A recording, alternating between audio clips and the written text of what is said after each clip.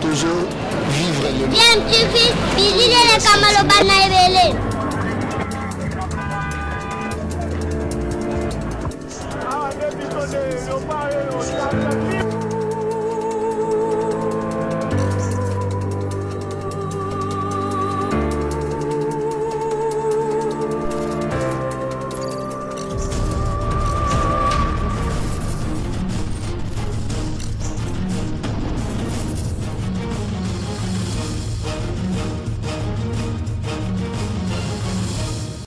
tu veux toujours un enfant. On commence cette émission par cette grande surprise générale. Cette annonce, elle est retentissante. Il ne va pas briguer un troisième mandat en Côte d'Ivoire. Alassane Dramane Ouattara, le président ivoirien, a fait cet appel hier devant le Sénat et l'Assemblée nationale réunis en congrès à Yamoussoukro. Il pense, selon lui, transmettre le pouvoir à la jeune génération. Ouattara a été aussitôt, cette décision de Ouattara a été aussitôt saluée par Paris, tout comme par l'Union africaine. C'est vraiment une annonce qui vient dans un contexte sous-régional de la CEDEAO un peu particulier, d'autant plus qu'au niveau de la Guinée, avec Alpha Condé, lui, il vient de reporter les référendums et les élections législatives pour 2 semaines encore. L'Union africaine, tout comme la francophonie, n'a toujours pas donné son go pour ce scrutin. Autre sujet d'actualité, c'est cette série des interpellations au niveau de l'armée. Après Kalev, après le général Delphin Kayimbi, on a parlé hier d'un autre général, patron de la 3e région militaire. Il s'appelle Fall Sikaboué. Lui aussi est annoncé, interpellé à Kinshasa. Il ne peut pas quitter la capitale. Il n'y a pas longtemps, vous avez suivi les patrons de l'ANER au niveau de l'aéroport international d'Indjili. On apprend depuis hier que le haut commandement de l'armée venait de mettre en place une commission d'enquête pour élucider les circonstances du décès de ce patron de renseignement, l'ancien patron, désormais l'ancien ex-patron du renseignement militaire. On va en parler avec cette série d'interpellations. Qu'est-ce qui cache ces interpellations?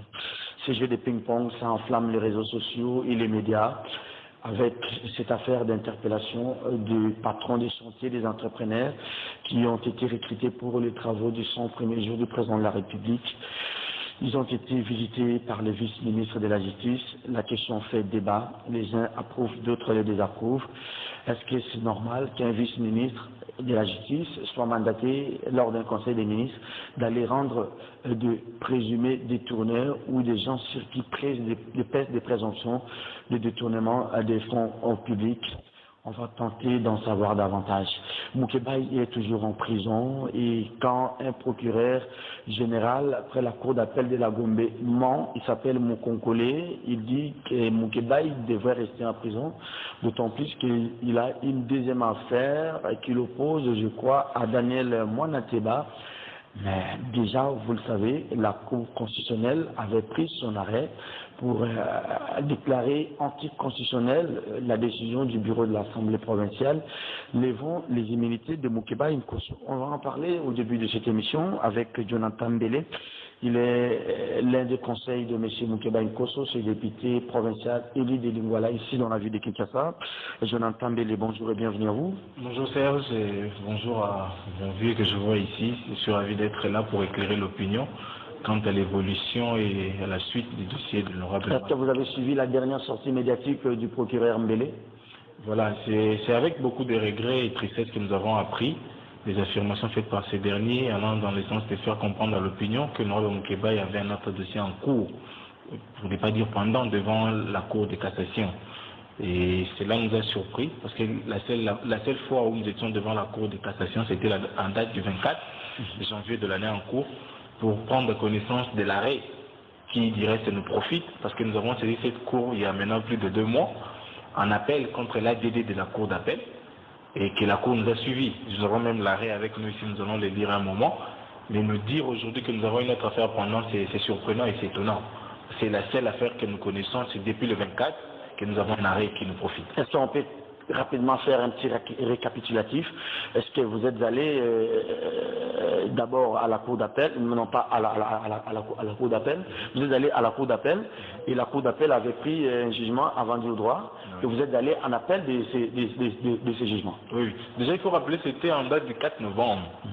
Du 4 novembre, que nous étions devant la cour d'appel pour l'audience introductive du dossier Moukeba contre Mouanakeba. À la suite de cette audience, nous avons soulevé des moyens, allant dans le sens de faire comprendre à la Cour qu'au moment où il statuait sur les dossiers, l'honorable Moukeba avait déjà recouvert ses immunités, de par la volonté de l'article 118 de leur règlement intérieur, qui veut que quand un député est victime d'une décision de levée de ses immunités, il doit formuler un recours. Et s'il formule les recours, les bureaux ou l'Assemblée est obligé de les répondre. S'il ne répond pas à la décision sur laquelle le député a fait les recours est nul et de nul effet. Nous avons formulé un recours, les 8 jours s'étaient écoulés, et le bureau de M. Godefroy pour nous avait jamais répondu. Et la cour d'appel non plus n'a pas fait droit à votre intervention. Exactement. Et c'est à cause de cet ADD-là qui avait résulté ces moyens-là que nous étions en appel. Il faut phagocyter les mots, hein. Vous êtes trop technique, il faut parler quand vous dites ADD, les gens ne comprennent pas. C'est un jugement avant de dire droit. Voilà. Nous allons dire jugement à Bobandine. Donc un jugement avant de dire droit qui ne traitait que la question de nos préalables. Voilà. Nous étions en appel. Et la cour, à la cassation. À la cour de cassation. Et que dit maintenant la cassation par rapport à l'appel et par rapport à vos moyens? Voilà. J'aimerais bien lire. Allez-y rapidement, on n'a pas tout le temps, on va entrer en politique. La cour de cassation statuant à nouveau se déclare plutôt la requête partiellement fondée, annule l'arrêt entrepris en tous ses dispositifs. Bon, l'œuvre du premier juge de la cour d'appel a été annulée. À la cassation. L'ADD a été annulé. Et les juges qui ont siégé, nous avons comme président le juge Mukengelo et 4 conseillers, Lubenga, Ilunga, Lukata et Kanane. Donc ils ont siégé, c'est depuis le 24 que nous avons cet arrêt. Et aujourd'hui nous dire que Je peux voir l'arrêt? Nous dire aujourd'hui que le procureur ne peut pas signer ou ne doit pas signer la réquisition parce que nous avons une autre affaire pendant nous demandons, il s'agit de quelle affaire? La seule affaire que nous posons, nous avons un arrêt qui nous profite déjà. Alors si je comprends bien, c'est une question administrative. C'est plutôt à la Cour de cassation de pouvoir administrativement saisir la Cour d'appel. Mais ce n'est pas à vous, avocat ou la partie Moukebaï, de pouvoir faire cette... Exactement. Donc du point de vue administratif, il s'agit là du dialogue qui doit être entrepris entre la Cour de cassation et la Cour d'appel. Il ne s'agit même pas du parquet. Nous avons été d'ailleurs surpris d'apprendre ça du parquet. C'est le parquet dans cette affaire n'est plus là, parce que lui, il a fait qu'arrêter et déférer devant un juge. C'est la Cour d'appel qui devait en réalité récupérer son dossier qui était au niveau de la Cour de cassation. Nous avons l'arrêt. Pourquoi la Cour d'appel ne l'a pas? C'est la question que nous nous posons.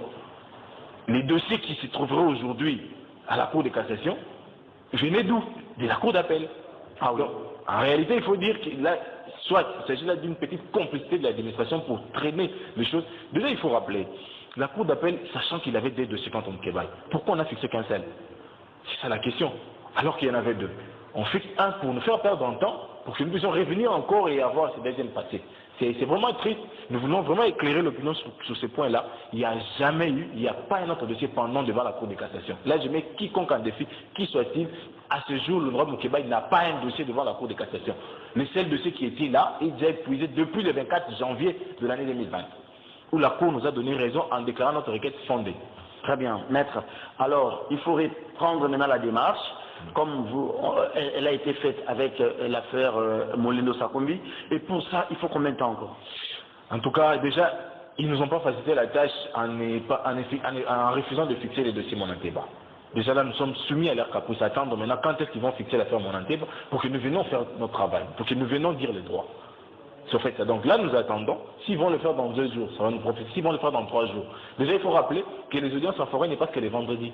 Déjà, aujourd'hui, nous sommes vendredi. Nous n'avons pas été appelés pour être devant la barre. Donc là, nous attendons le vendredi prochain, si et seulement s'ils vont nous appeler. Mais nous pensons que, de par la volonté de l'article 94 de la loi organisée à la Cour constitutionnelle, qui veut que les arrêts de la Cour constitutionnelle soient d'application immédiate, il y a urgence et il y a une immédiateté qui doit être appliquée à ces moments. Mais cet arrêt de la Cour, il a été pris depuis, je crois, le 7. Demain, cet arrêt va totaliser 1 mois, jour pour jour.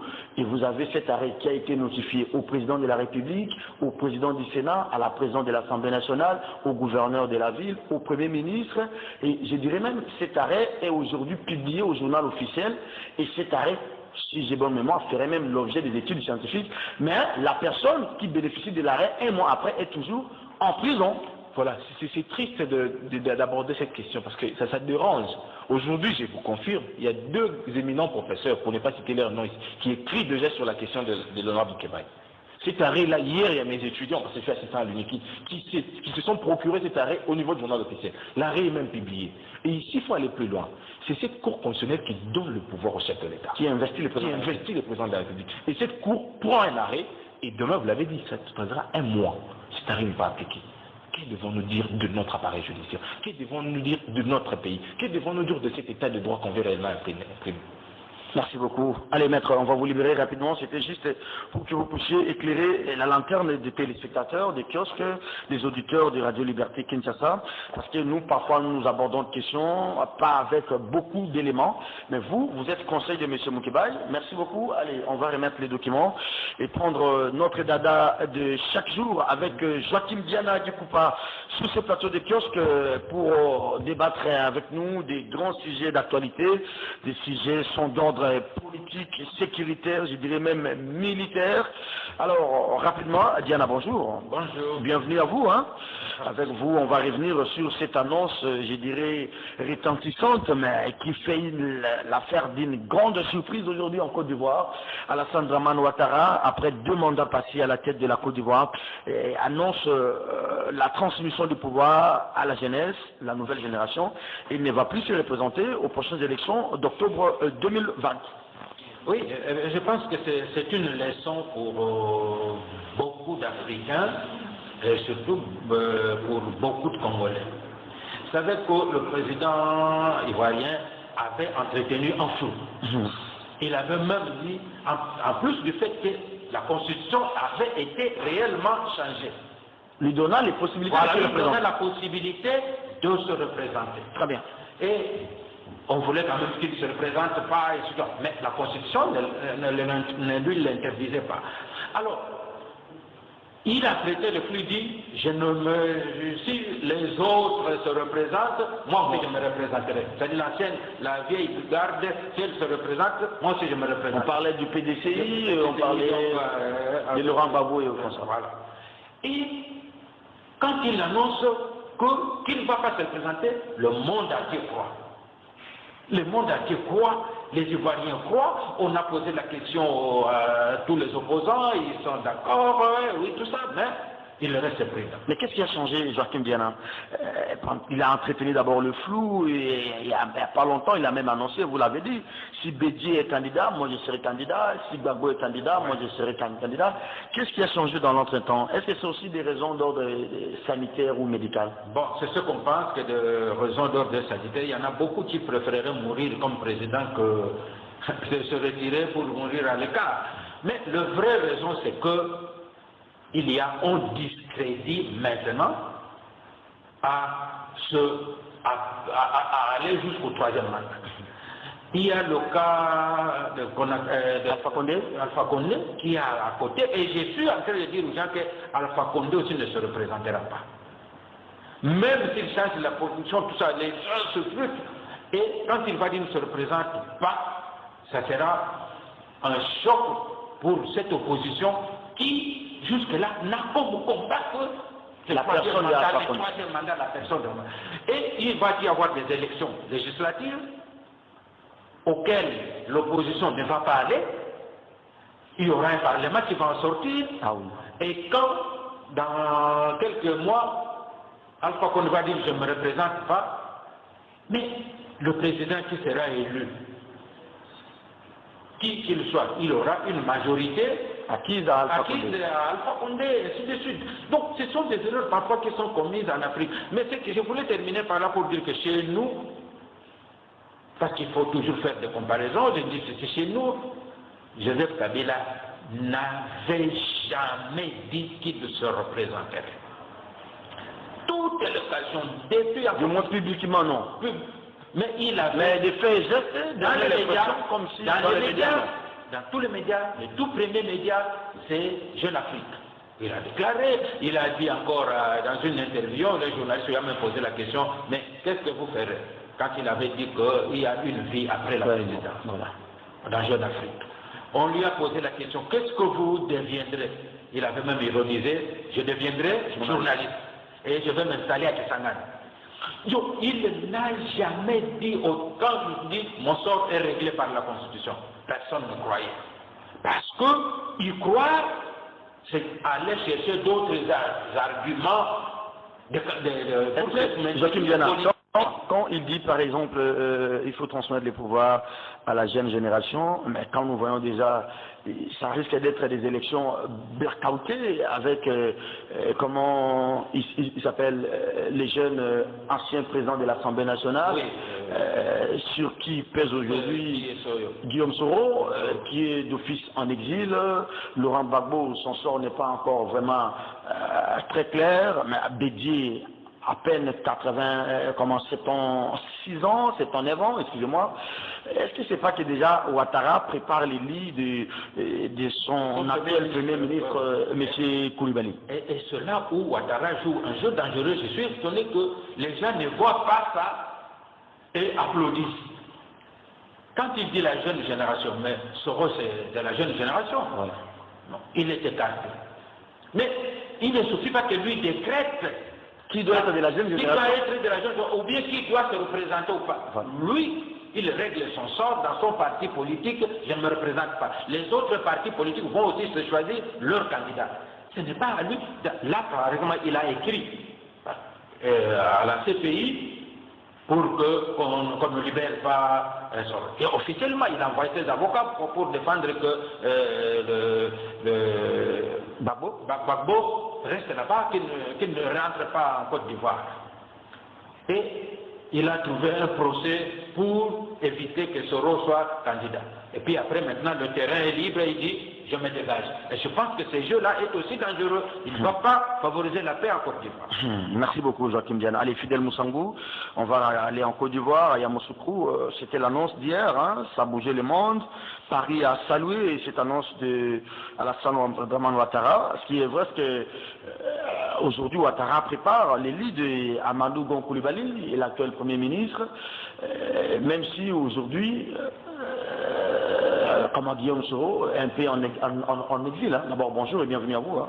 Bonjour. La barbe est blanche, un peu comme Joachim Diana. Hein. Non, je suis étonné de voir mon petit ici m'imiter. Il a blanchi sa barbe pour faire comme moi. Moi, c'est naturel. On peut me toucher. Lui, c'est, je ne sais pas, il a blanchi ça ce matin. Alors, avec de la poudre, si vous le bougez ici, il va tomber mort. Il y a une chose dans la vie. Il y a le respect de la Constitution qui est sacré.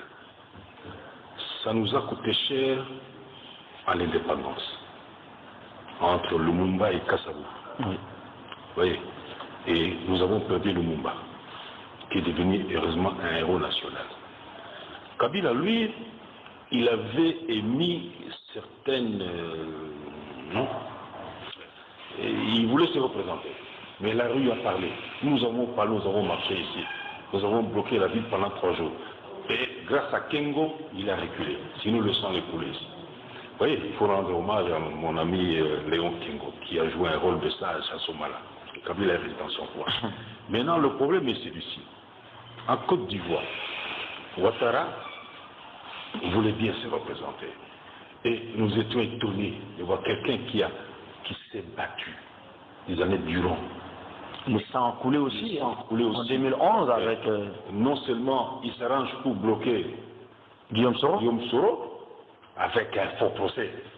Ici, tu viens, si tu es en prison... Il ne veut pas non plus du retour de Laurent Gbagbo. Voilà. Laurent Gbagbo a un problème. Ça veut dire qu'il peut rentrer, mais il est inéligible.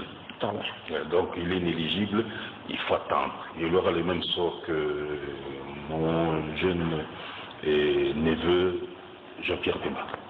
Donc pour le parler. Mais il bloque Guillaume Soro. Vous savez, c'est des stratégies pour bloquer celui qui vous connaît bien. Et celui qui vous a fait roi. Est-ce qu'il faudrait un dialogue politique? Parce que déjà on aura ces élections en octobre. Là, il fait cette annonce, nous sommes au mois de mars. Est-ce qu'il faudrait un dialogue politique pour peut-être favoriser les retours des Soro? Mais si Soro rentre, il faut d'abord que la justice lève la mesure, lève la condamnation. S'il arrive à Abidjan, il est arrêté. Mais non, mais il a accepté de venir affronter la justice, mais on l'a interdit. Oui, mais il va venir. Comme on a fait un peu à Ratoum, bien. Oui, il veut venir, il arrive à Abidjan, on l'arrête d'abord. Et puis on attend le jugement. Entre-temps, les élections, il y a. Mais pourtant, il avait pris l'avion pour descendre à Abidjan et on lui a dit de ne pas atterrir. Mais si. Mais pourquoi? Et c'est d'abord qu'il a pris l'avion. Oui, l'avion. Il a pris l'avion, oui. Et arrivé à Abidjan, il n'a pas pris l'avion. Non. Ah bon, On a testé l'avion d'atterrir, il a atterri dans un pays voisin. Oui. Alors, vous voyez, ça se fait des pièges. Il n'a qu'à prendre seulement la patience, il reviendra. Alors, vous voyez par exemple du côté du FPI, quelqu'un comme Pascal Affi-N'Guessan, l'ancien Premier ministre de Gbagbo, prendre la place de Gbagbo au FPI, ou soit ça sera un duel entre Affi-N'Guessan et messieurs, comment il s'appelle, Amadou Gon Koulibaly. Oui, les deux vont s'affronter sur le plan des élections. Mais attention, quelle est l'autorité qui organise les élections? Tout est là. Alors, puisque Alassane Ouattara veut placer son dauphin pour éviter d'être aussi traîné devant la justice, parce qu'il a aussi des dos couverts par certains péchés. Alors, il ne faut pas que ça sorte. Alors, je vous dis que Ouattara va tout faire pour que Affi-N'Guessan ne soit même pas déclaré candidat. Ce sera son candidat, lui. Et une façon de prendre encore 5 ans, peut-être qu'on verra comment on va finir avec lui. Il a pris un train de mesure, hein. Ouattara était à la base de la loi sur l'amnistie, avec la femme, l'épouse de l'ancien président Laurent Gbagbo. Mais vous pensez qu'il faut mettre de côté un adversaire de taille comme Guillaume Soro, et après les élections, on va peut-être faire un semblant de dialogue, comme ça Soro va rentrer, les élections auront été déjà auront eu lieu. Et puis... C'est ce qui va se passer. On a bloqué Guillaume Soro. Parce que Guillaume, c'est lui qui a fait Ouattara. Soro avait fait la guerre au nord pour bloquer l'Abidjan, bloquer Gbagbo. Alors, il n'est pas question que Soro rentre, parce que si Soro rentre, lui, il va se venger. Parce qu'il faudrait redéfinir maintenant les cartes, parce que vous avez les partis comme les PDCI des Bédier, vous avez les FPI comment il s'appelle, de Laurent Gbagbo avec Affi-N'Guessan aujourd'hui, qui avaient, comme Diana l'a dit en dénimont, concentré leurs efforts sur la personne de M. Ouattara et sur le troisième mandat. Et maintenant qu'il se dévoile au grand jour, il faudrait changer de stratégie pour maintenant affronter celui qui sera le dauphin de Ouattara. C'est ce qu'il doit faire en principe. Parce que maintenant, il est hors sujet que Soro soit proclamé candidat. On va le trouver quand même quelques branches nuisibles et il sera écarté. Ce sera maintenant l'homme de Ouattara qui va être là. Et comme Ouattara est l'autorité qui va organiser les élections, il va favoriser son poulet. Pour être sauvé, parce qu'il ne faut pas qu'on puisse se venger. Donc, Gbagbo, il doit prendre son mal en patience. Et puis, il a été libéré. Mais il n'est pas encore autorisé à quitter la Belgique. Il va rester en Belgique.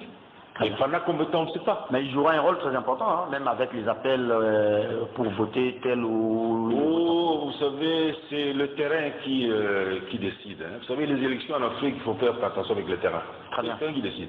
Merci beaucoup. On va passer à autre chose.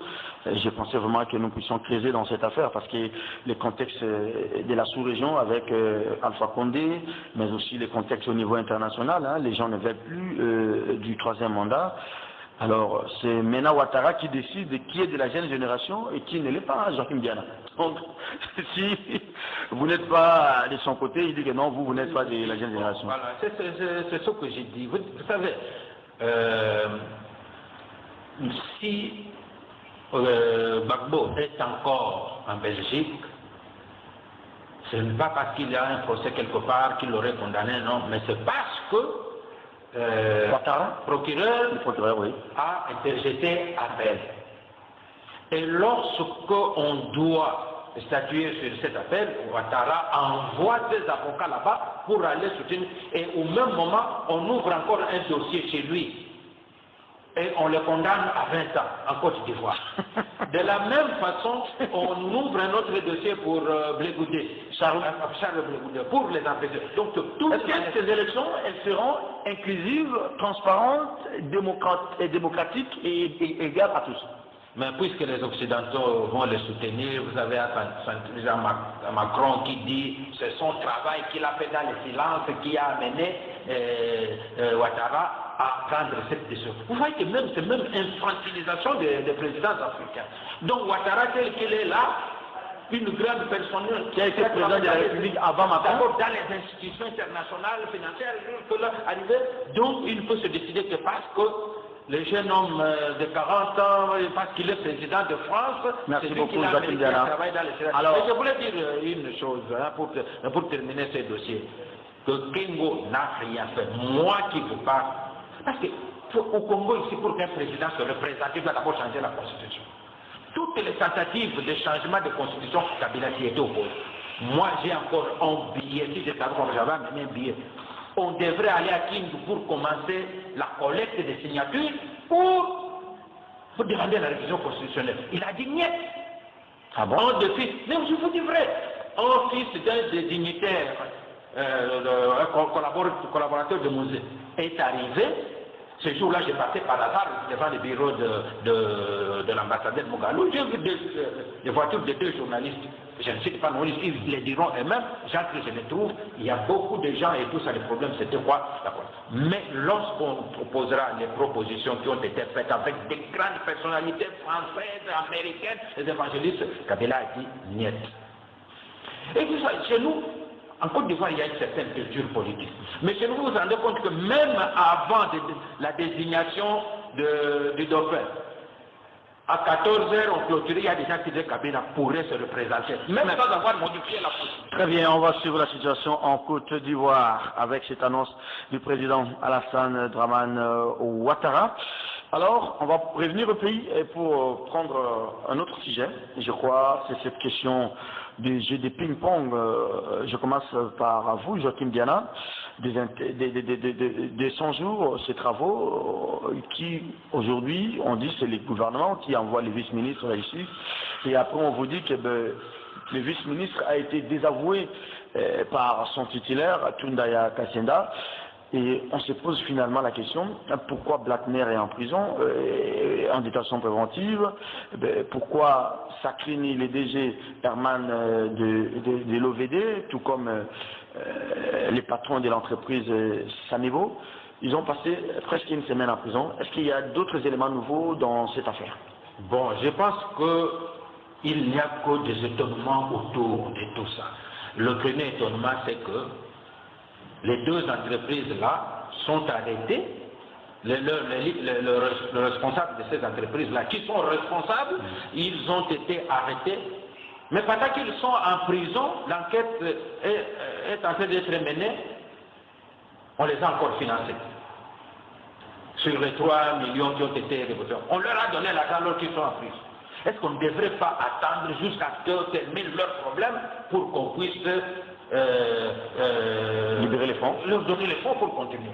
Comment quelqu'un vous le soupçonnez et à un moment vous estimez non, il n'a rien fait, on lui donne encore l'argent pour continuer à travailler? Donc il y a quelque part là, il y a des choses qu'on voudrait cacher, je ne sais pas pour quelle raison. Et il en est de même de cette visite du vice-ministre, qui va voir des gens. J'ai suivi des juristes qui ont estimé que dans cette situation-là, on ne pouvait pas aller les visiter parce que le dossier est encore franchement à l'instruction au niveau du parquet. Donc, est-ce que le gouvernement ne pouvait pas, puisque c'est le parquet encore, c'est-à-dire qu'il reçoit une injonction du gouvernement, est-ce qu'on ne pouvait pas s'informer auprès du parquet pour savoir qu'est-ce qui se passe? Et on devrait amener le vice-ministre pour aller rencontrer ces gens. Et lorsqu'on pose la question, avec caméra et tout ça, et le ministre dit qu'il a été mandaté par le président de la République. Dans un gouvernement où il a le premier ministre, il résolverait les ordres directement du président de la République. Ce qui n'est pas vrai, parce que le porte-parole du gouvernement l'a démenti. Bon, non, lui il a démenti, on ne va pas qu'il dit aussi que il a été mandaté aussi par le gouvernement. Et c'est vrai que le gouvernement en avait parlé, selon le porte-parole du gouvernement, mais le gouvernement n'avait pris aucune option d'aller en prison. Alors vous pensez que ces va-et-vient, ces mouvements, la réaction de Tunda, ça casse quelque chose? Bon, la réaction de Tunda, ça ne casse pas quelque chose. Tunda, lui, voudrait, il est juriste. Il sait que ce qu'on a fait là, c'est une entorse. Ça pourrait paraître comme une caution à ces gens-là, leur donner une qualité de seconde. On les considère comme des brigands, même s'ils sont encore innocents. Mais avant qu'ils soient blanchis par la justice, on ne doit pas leur donner. Mais Moukeba est en train de pourrir en prison. Voilà, il y a un arrêt de la Cour constitutionnelle, ça fait 1 mois. On en a même notifié au chef de l'État. Il a fait tout ça. Est-ce que le chef de l'État a déjà dépêché quelqu'un pour aller voir si réellement Moukeba est en prison? Même si le gouvernement en a déjà parlé. Donc vous voyez que il y a beaucoup de choses à cacher. Moi j'ai trouvé, qu'est-ce qu'il y a à cacher? quand vous suivez même les réactions maintenant, on est en train d'en faire un problème de cash, FCC, cash FCC. Parce que le gouvernement décide que le ministre de la Justice d'abord donne injonction au procureur. Le ministre de la Justice a donné injonction, c'est légal. Et puis après, il s'est dit, il recevra le rapport de ces gens-là. Mais pour qu'il ne se reste pas seulement dans les rapports, lui aussi, il fait la ronde. Il va voir ces chantiers. Mais les gens estiment que nous, pourquoi il est allé, il a surputé le président de la République. Mais, chers amis, notre constitution dit que c'est le Premier ministre qui mène la politique de la nation. Fidèle Moussangou, est-ce que la vérité éclatera au grand jour dans cette affaire d'interpellation? C'est une affaire de gros sous. Oui. Et l'argent tente tout le monde. Comment un vice-ministre peut-il se permettre d'aller à la prison de Makala avec caméra à l'appui pour voir les détenus de quel droit? Et on interroge les prévenus, les détenus. Mais ça c'est grave ça. Il dit, j'ai dit au procureur que je n'avais pas reçu tout l'argent. Mais il divulgue même les secrets de l'instruction. Non, non, c'est ce ministre qu'il faut condamner. Qu'il soit de l'UDP, on s'en fout. La loi c'est la loi, il faut condamner. Qu'est-ce qu'il est allé faire en prison? Ceux qui vont en prison, ce sont les magistrats. Quand ils sont, par exemple, dans une audience foraine. Non, on dit qu'il y a eu des mauvais rapports et sur plainte du ministre des droits humains, exposé au Conseil des ministres, le Conseil des ministres décida maintenant d'envoyer le vice-ministre de la Justice, à l'absence de son chef. C'est que écoutez, Lodino a démenti ça. Voilà, je m'en dis ça. On ne peut pas envoyer quelqu'un là. Le gouvernement reste ici. S'il faut entendre un détenu, ce sont les magistrats, pas les ministres, qui ont accès à Makala, qui peuvent voir les détenus ou les gens qui visitent. Les ministres n'ont rien à voir là-dedans. C'est cet homme qu'il faut condamner. Parce que lui, il sent l'argent. Parce que c'est un cupide. Je connais cet homme-là, cupide, sans l'argent. Il faut condamner ce ministre, qui a même induit le peuple en erreur. Est-ce que ça vous dit quoi quand, par exemple, lors d'un conseil des ministres, le président de la République dit il ne faut pas faire des pressions sur le prévenu pour extorquer leur témoignage? C'est ça, le président s'est dédouané, il a compris la démarche, il a compris la démarche. C'est lui qu'il faut condamner. Il faut me le suspendre même. Ça ne se fait pas. Un ministre qui passe pour voir les détenus. Ça, c'est l'affaire des magistrats et des avocats. Oui, ça c'est un. Deuxième chose, même Jolino l'a dit, deuxième chose, il y a aussi un problème de sécurité là à la prison de Makala. Moi, quand nous allons en prison voir des amis, vous savez qu'est-ce qui se passe? À partir de là, dehors, il faut déposer ceci, il faut payer ceci. Vous passez vous arrivez, vous risquez de vous dépouiller de tout l'argent avant d'arriver à voir le détenu. Même si vous avez un peu d'argent pour le dépanner. Moi, je l'ai fait pour mon ami. Est-ce qu'on peut rester dans l'affaire des 100 jours ici? Maintenant qu'ils sont en prison, ils sont en détention préventive. Oui. Il y a des périodes, il faut régulariser la détention, il faut faire ceci, il faut faire cela. Pendant ce temps, qu'est-ce qu'on fait? On suspend les travaux ou bien l'entreprise continue à faire le travail et bénéficie de l'argent pendant que l'instruction... le cas qui peut arriver normalement, s'il meurt et l'entreprise cesse de fonctionner, on les a financé les travaux. Et puis ce n'est pas le patron de l'entreprise qui travaille, il y a toute une équipe de gens. D'ailleurs, ils travaillent toujours de concert avec Crac pour faire le code mouton. Ce n'est pas seulement l'entreprise de tête, il y a Crac, il y a des membres, il y a des gens modernes. Donc, c'est à la visite du vice-ministre à condamner. Alors, j'aimerais que nous puissions réfléchir à haute voix, avec un raisonnement pour ceux qui nous suivent, pour des communs des mortels. Je ne suis pas magistrat, je n'ai pas fait le droit, mais je me pose la question. Les enquêtes des magistrats commencent en aval, là où il a les dossiers, ou bien ça commence en amont. J'ai dit par exemple, quand les magistrats, pour découvrir que ces messieurs de l'OVD, non, Office des routes, auraient touché 10 millions de dollars, et il n'en a pas fait bon usage. Il commence par lui poser la question, comment tu as trouvé 10 millions et pourquoi tu n'as pas évité 10 millions? Ou bien il faut commencer au début pour savoir comment tu as fait, qui t'a donné ces marchés de 10 millions et tu as respecté quel préalable pour en être bénéficiaire.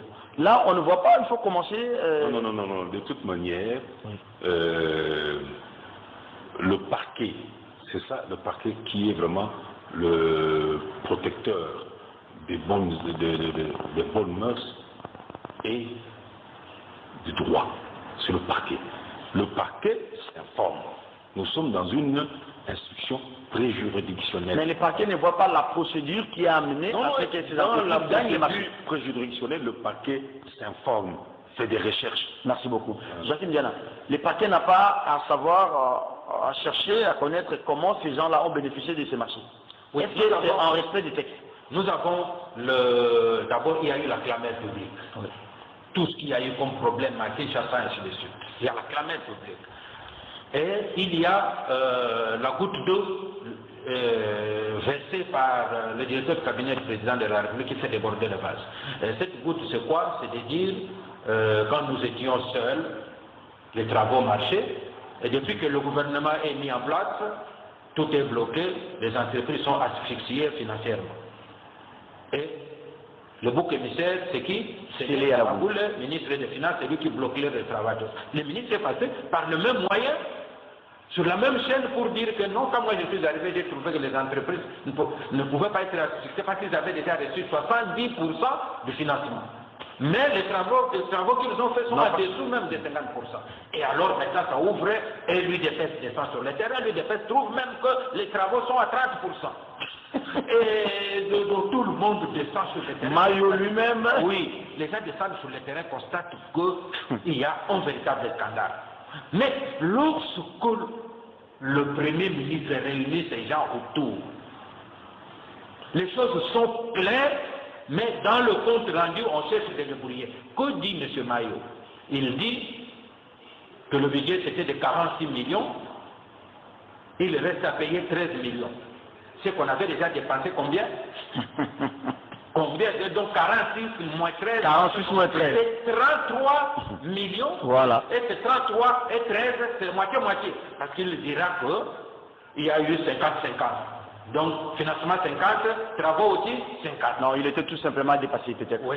Non, pas dépassé, parce qu'il fallait l'opinion. Vous savez que j'ai suivi même des journalistes qui ont dit, oui, voilà, autour du gouvernement, on a découvert que c'est 50-50, donc il n'y a aucune anomalie. La question que vous avez posée maintenant, parce que l'autre là, lorsque le vice-ministre amène le micro, il dit que je dis au procureur que je n'avais pas reçu tout l'argent. Et que mes conteneurs sont en route. Voilà. Et c'est déjà une façon d'accuser. De ce moment, le procureur doit remonter à celui qui avait donné l'argent. L'autorité comptable. Voilà. C'est lui qui n'avait pas reçu tout l'argent. Et nous l'accusons d'avoir reçu 70% de financement, mais il n'a rien fait. Parce qu'il y a, c'est très grave, parce que les sautes de moutons de Pocapis, il n'y a rien. C'est lui de Lupin. Il n'y a rien, même pas un début de travaux.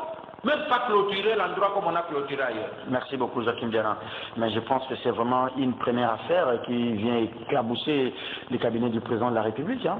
Ça sera peut-être une première patate chaude, Fidèle Moussangou. Non, il l'a déjà dit, le président l'a dit.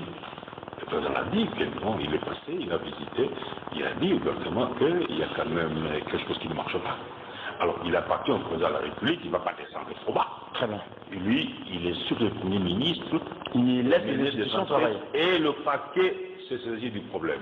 C'est beaucoup, Fidèle Moussangou. Allez, on va terminer avec les hauts commandants militaires qui met en place une commission d'enquête pour élucider les causes, les causes, je dirais même pas les causes, mais les circonstances de la mort du général Delphin Kaïm. Serge, quand on crée une commission d'enquête, on veut noyer le problème. Ah oui. Ça prend du temps, ça prend du temps. Nous allons nous réveiller, on n'a rien trouvé. Le général Kalili est mort. Le président demandait une enquête. L'état-major a choisi des officiers pour faire les enquêtes. Nous attendons le résultat de l'enquête et les sanctions qui doivent venir. Parce que quelqu'un ne peut pas se prendre. Moi, je connais le général Delphin Kaïm. Je l'ai connu ça comme Maïmaï, à Walikale. Il vient de Maïmaï. De là, le RCD l'a récupéré. Quand nous sommes allés à l'époque du RCD, nous sommes allés jusqu'à... Avec les Sylvain Bouki et les oui. Père son âme. Bon, Sylvain Bouki, c'était militaire formé. Lui, c'était Maïmaï. Le RCD avait récupéré tout ce qu'il y a comme Maïmaï pour contrôler le terrain. Mais comment un patron du renseignement de l'armée peut, entre guillemets, se suicider? Je ne sais pas. Est-ce qu'on peut d'abord voir les péripéties?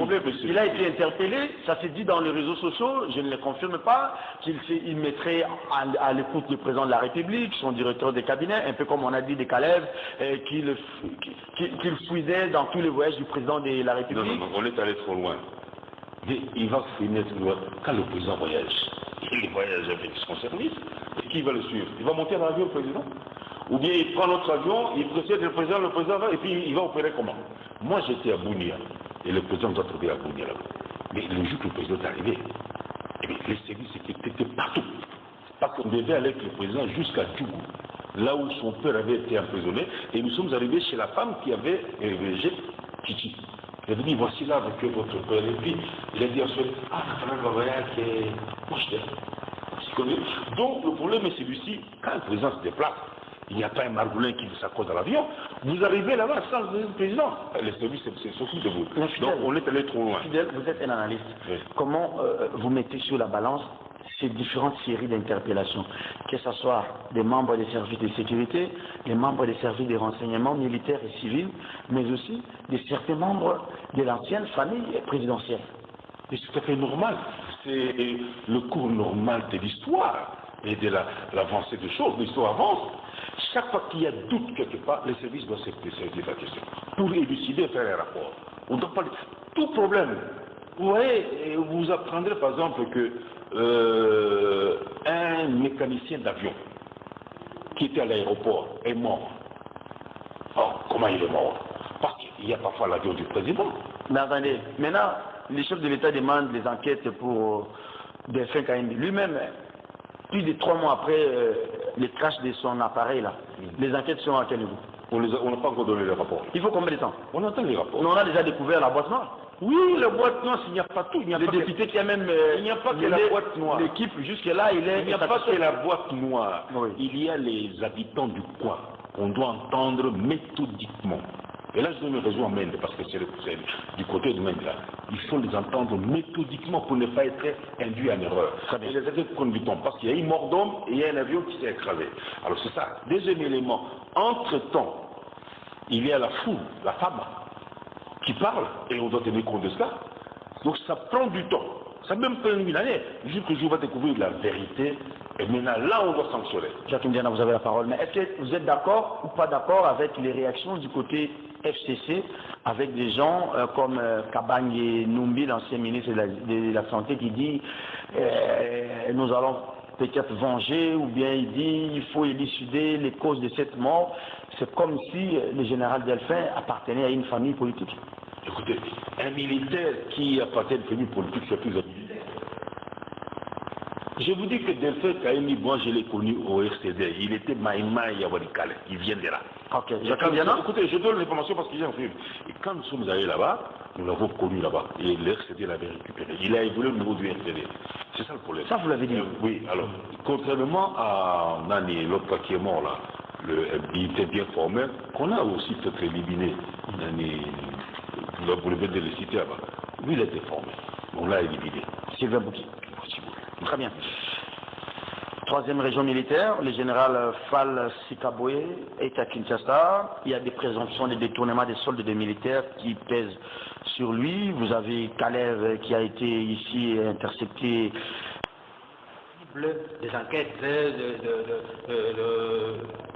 de Congolais ici, de gouvernement. On a cité aussi à un moment un certain Mundos. Hein? Oui. Alors, ce sont des gens sanctionnés par les Américains. Ça, c'est vrai. Mais lorsqu'on a sanctionné, on voudrait entendre une autorité militaire, comme un général qui est chef d'état-major adjoint.